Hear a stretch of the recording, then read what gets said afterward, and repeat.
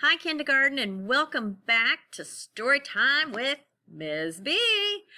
We're going to be doing one more story this week that is in the Little Red Riding Hood series, or I should say versions of Little Red Riding Hood. Now, this one is very different, so I hope you enjoy it. It's called Little Red's Riding Hood. I don't see a girl on here, do you? Pretty different. Now, our author is Peter Stein, and our illustrator is Chris Gall. So, Little Red's Riding Hood. All right, I'm going to show you this picture so you can see that.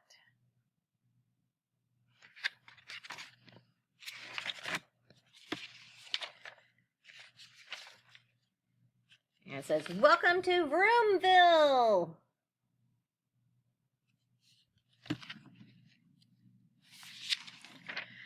Here and there, up and down, in and out, Little Red loved riding around his hood. So in this case, hood doesn't mean what you're wearing. It's a short version of the word neighborhood. One day, Big Blue Mama gave Little Red an important job. "Poor Granny Putt-Putt is feeling run down," she said. "Her oil is muddy, her exhaust pipe's exhausted, and her wiper fluid is wiped out. Please take her this basket of goodies right away." Little Red was excited and a little nervous. He'd never ridden all the way to Granny's house by himself.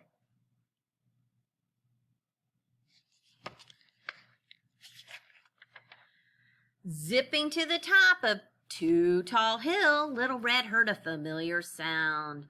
There sat Tank, king of the road. "Yo, Red," heard Tank. "What you doing out here?" "Granny's Putt-Putt's feeling run down," squeaked Little Red. "I'm taking her a special delivery."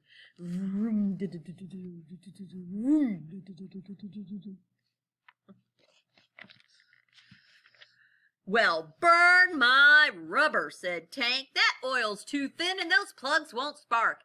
Head over to Zip's Auto Bonanza and tell them Tank sent you. They got the goods to make Granny feel showroom new." Little Red's caution lights flashed.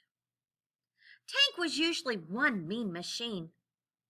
Why was he being so nice?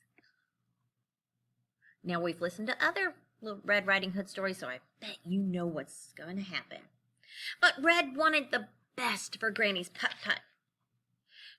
"She'll be so excited," he buzzed.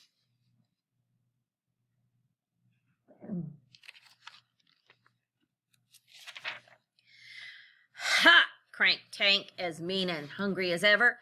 "Now it's time off to Granny for some goodies of my own." The monster truck took a shortcut to Granny's garage, blasted in, and swallowed her whole. Yikes. Of course, you can hear him going. With a big, satisfying burp, Tank climbed into Granny's bed, disguising himself with a frilly car cover and windshield glasses. Now it's time for some sweet scooter dessert.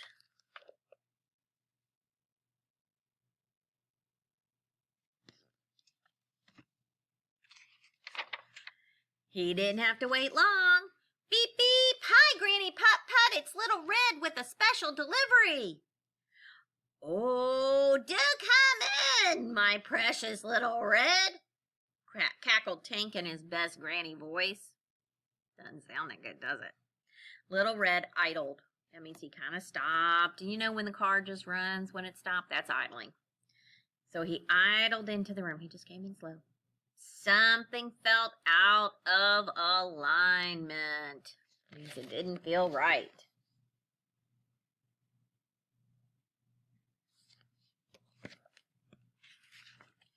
"Why, Granny, what big wheels you have," said Little Red. "All the better to cruise with you, my little scooter," creaked Tank. Why, Granny! What big headlights you have, said Little Red. All the better to shine on you, my little scooter, squeaked Tank. Why, Granny, exclaimed Little Red, what a big grill you have! And if you don't know, the grill's the part in front by the engine where it breathes. All the better to eat you, Scooter boy, roared Tank.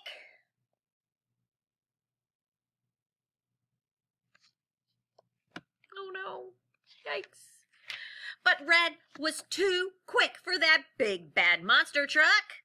He zipped out the door, down the driveway, and up the street.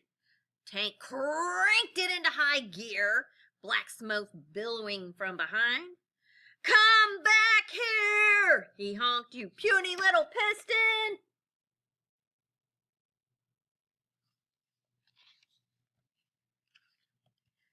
By the way, a piston is an engine part.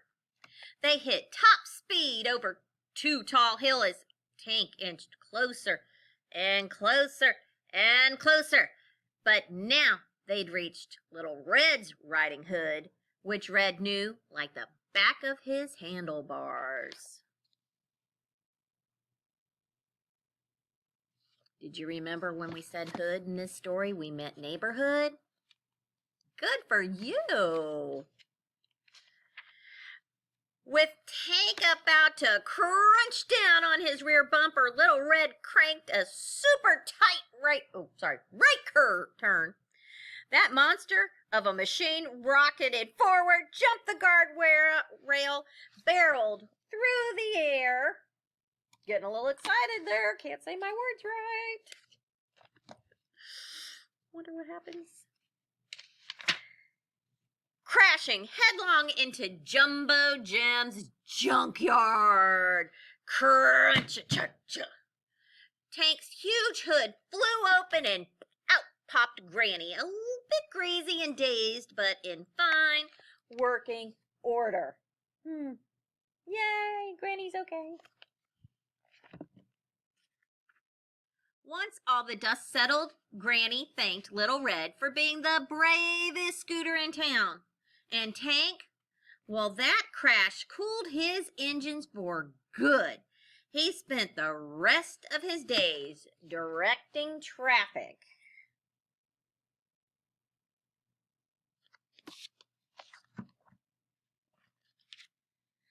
For the new king of the road, Little Red.